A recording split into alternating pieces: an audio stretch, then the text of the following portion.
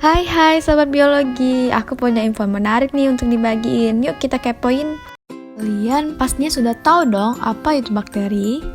Oh hai, kemarin kan udah dijelasin tuh mengenai ciri umum bakteri, struktur tubuh bakteri, dan cara hidup bakteri. Sekarang kita akan melanjutkan pembelajaran mengenai reproduksi bakteri, membedakan Archaebacteria dan Eubacteria, dan peranan bakteri. Bakteri bereproduksi secara seksual dan aksesual. Pertama, kita bahas mengenai aksesual. Bakteri itu sebagian besarnya melakukan reproduksi ini atau kita sebut dengan pembelahan biner. Pembelahan biner pada bakteri merupakan reproduksi secara tidak kawin, kan melakukan pembelahan diri secara langsung. Video ini dapat kita lihat bagaimana cara bakteri membelah diri menjadi sangat banyak dalam kurun waktu yang sangat singkat.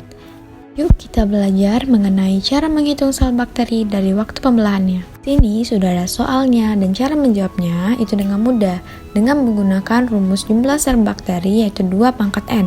N itu diartikan berapa kali membelah.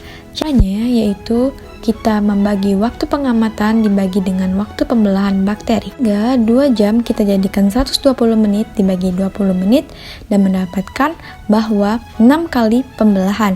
Sehingga jumlah sel bakteri 2 pangkat N atau 2 pangkat 6 sama dengan 64 bakteri. Proses pembelahan biner atau aseksual diantaranya yang pertama, replikasi DNA dan elongasi.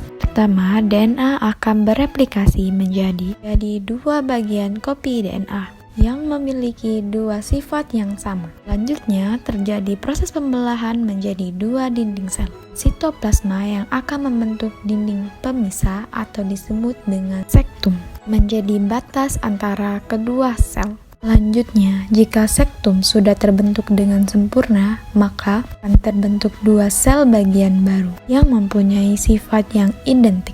Selanjutnya, kita akan membahas mengenai reproduksi seksual atau reproduksi secara kawin.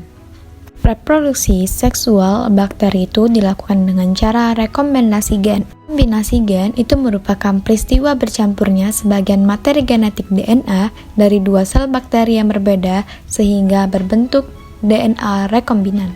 Nah, yaitu ada transformasi. Transformasi ini adalah rekombinasi gen yang terjadi melalui pengambilan secara langsung sebagian materi gen dari bakteri lain oleh suatu bakteri. Bakteri di alam itu mampu melakukan secara alamiah di bakteri rhizobium yang dapat mengeluarkan enzim khusus.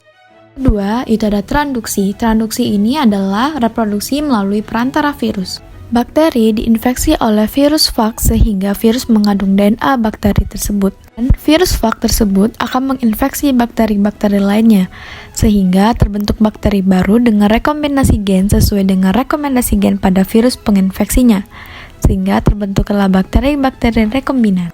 Selanjutnya, konjugasi. Ini adalah materi genetik yang berpindah melalui jembatan konjugasi. Kalian masih ingat kan bahwa jembatan konjugasi itu merupakan dari pili di bakteri. Artinya, 2 bakteri saling berdekatan. Bakteri A itu dianggap bakteri donor, kemudian ini bakteri penerima atau resipien dan berdekatan dan terbentuklah jembatan konjugasi. Kemudian melalui jembatan konjugasi ini nanti materi genetik dari donor akan berpindah ke resipien. Nah, ini dia bakterinya yang berpindah, sebelumnya mengalami duplikasi, baru dipindahkan ke resipien. Selanjutnya, bakteri penerima ini memiliki materi genetik baru yang berasal dari si donor tadi. Terbentuklah materi rekombinan di sana. Itu mereka memisahkan diri satu sama lain. Cara konjugasi itu tidak menyebabkan bakteri akan bertambah banyak. Bakteri ini akan bertambah banyak tetap dengan pembelahan biner ya. Di sini intinya hanya terjadinya pertukaran materi genetik. Kita masuk ke materi kedua yaitu membedakan Archaebacteria dan Eubacteria. Perbedaan Archaebacteria dan Eubacteria meliputi ukuran dan habitat, dinding sel, lipid membran, respon terhadap antibiotik, RNA polimerase, intron, dan reproduksi. Dapat dilihat bahwa Archaebacteria itu ukurannya lebih kecil daripada Eubacteria. Kemudian, untuk dinding selnya sebagai berikut, membran pada Archaebacteria itu bercabang dan Eubacteria tidak bercabang. Dan RNA polimerase pada Archaebacteria beberapa jenis sedangkan Eubacteria hanya 1 jenis. Pada Archaebacteria itu ada sedangkan Eubacteria itu tidak ada. Di Archaebacteria itu secara aksesual, sedangkan eubakteria aksesual dan generatif. Jika diberi antibiotik, Archaebacteria pertumbuhan tidak terhambat, sedangkan eubakteria terhambat. Ternyata bakteri juga berperan loh dalam kehidupan kita. Ini merupakan beberapa manfaat dari bakteri untuk kehidupan kita. 1. Bakteri membantu membusukkan organisme yang telah mati. Contohnya, Cyanobacterium. Dia mengubah sampah dan kotoran hewan untuk menghasilkan biogas. Yang kedua, itu pembuat makanan dan minuman fermentasi. Ini bertujuan salah satunya yaitu untuk membuat makanan menjadi tahan lebih lama. Contohnya bakteri Rhizobium pada tumbuhan kacang-kacangan. Bakteri juga memiliki peran yang merugikan. Penyakit manusia, contohnya pada Salmonella yang menyerang sistem pencernaan. Juga penyebab penyakit tumbuhan, contohnya pada Agrobacterium itu sebagai penyebab bengkak akar. Ada penyebab penyakit hewan, contohnya itu bakteri Anthrax. Ini sangat berbahaya karena dapat menularkan kepada manusia.